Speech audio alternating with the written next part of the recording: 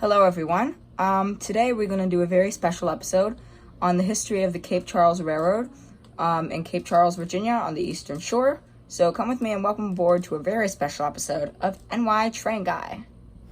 So before we discuss history or anything, let's discuss about where Cape Charles is, because that's very unique. So here we are in New York City, zooming out. So this is the Eastern Shore of the United States of America. So Cape Charles, Virginia is on the Delmarva Peninsula, on the Chesapeake Bay side. So if we zoom in, it's at the very southern tip of the Chesapeake Bay. Here's the town of Cape Charles, and if we go a bit more south, we hit where the railroad tracks go. A bit more of that later, but here we are. This is Cape Charles. This is the location, so let's get into the video. First off, I would like to thank the Cape Charles Historic Museum, right off Stone Road as you come into town.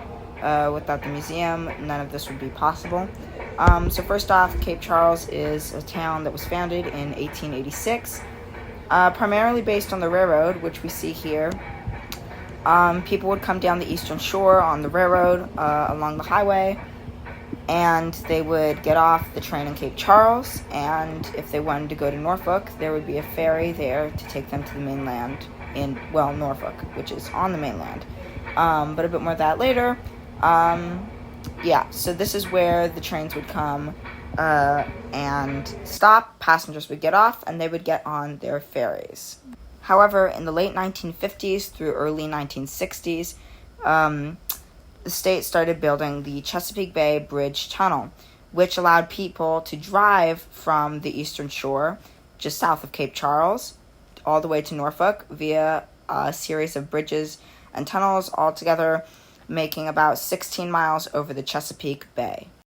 With this new invention, it no longer became as practical to take the train down to Cape Charles and switch for the ferry over to the mainland, so people just started driving more often, and the trains became less used. Eventually, the companies had to shut down due to people no longer taking the train as much anymore, due to taking cars, or just not coming as much at all.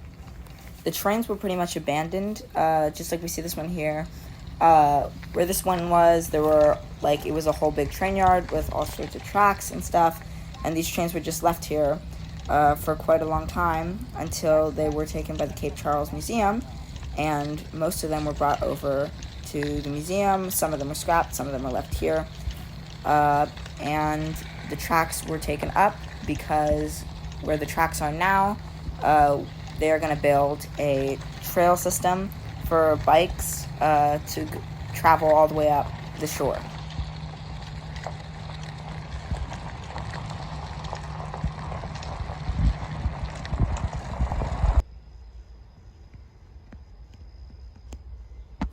With that being said, that's pretty much all the information I can give you on the railroad in Cape Charles, Virginia, that is no longer existent. However, I would very much encourage you to visit the town of Cape Charles. Even though there is no longer a railroad there is something for everyone, and it is a wonderful town. That being said, please consider subscribing. Thank you for watching NY Train Guy, and have a great day.